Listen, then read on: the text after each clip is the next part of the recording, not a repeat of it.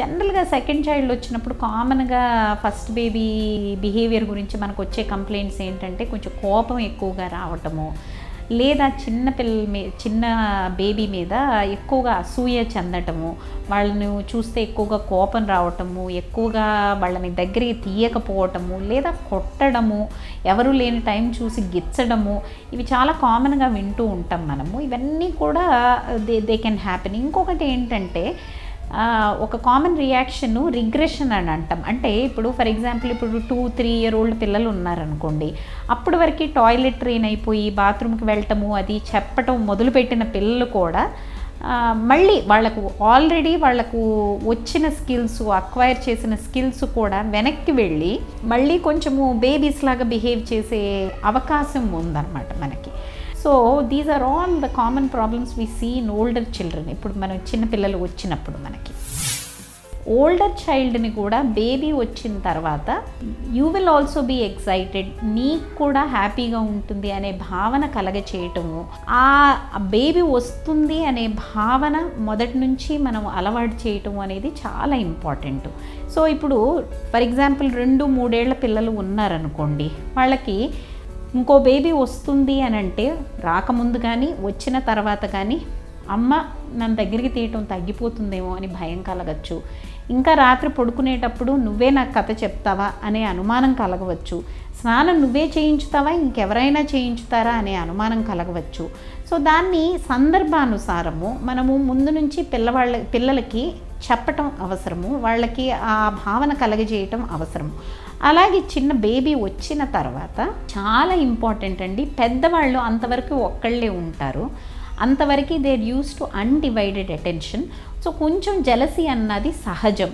ఇంకోటి ఏం జరుగుతుందంటే ఆ చిన్న బేబీ వచ్చిన హడావుడిలో సడన్గా పెద్దవాళ్ళు 2 ఏళ్ళైనా 3 ఏళ్ళైనా 4 ఏళ్ల పిల్లలైనా వాళ్ళు చిన్న పిల్లలే కదా.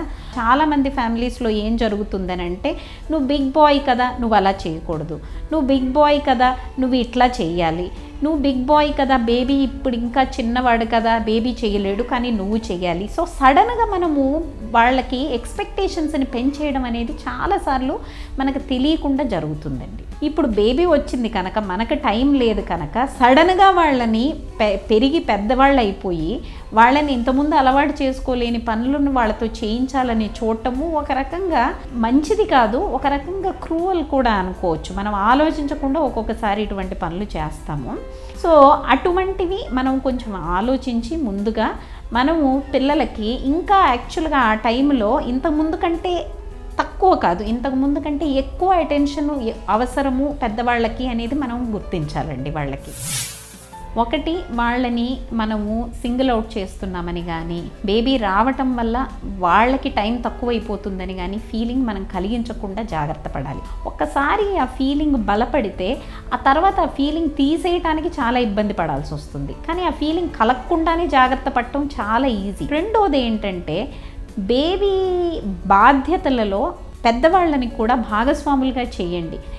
వాళ్ళు ఎత్తుకోలేకపోవచ్చు, వాళ్ళు డైపర్లు మారవలేకపోవచ్చు, వాళ్ళు బేబీకి ఏమీ చేయలేకపోవచ్చు, కానీ నేను కూడా బిగ్ బ్రదరు బిగ్ సిస్టరు, వీళ్ళ సంరక్షణలో నాకు కూడా బాధ్యత ఉంది అనే భావన వాళ్ళకి కలగచేయండి.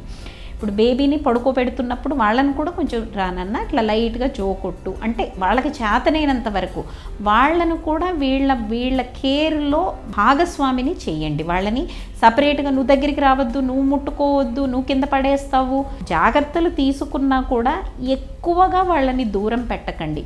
అలాగే వీడు వచ్చిన తర్వాత వాడికి టైము తక్కువ చేయకుండా వాడికి ఇచ్చే టైము వాడికి ఇచ్చే అటెన్షను వాడికి ఇవ్వండి. ఇవి 2 పాటించితే వాళ్ళిద్దరికి అనుబంధం తప్పకుండా చక్కగా ఉంటుంది.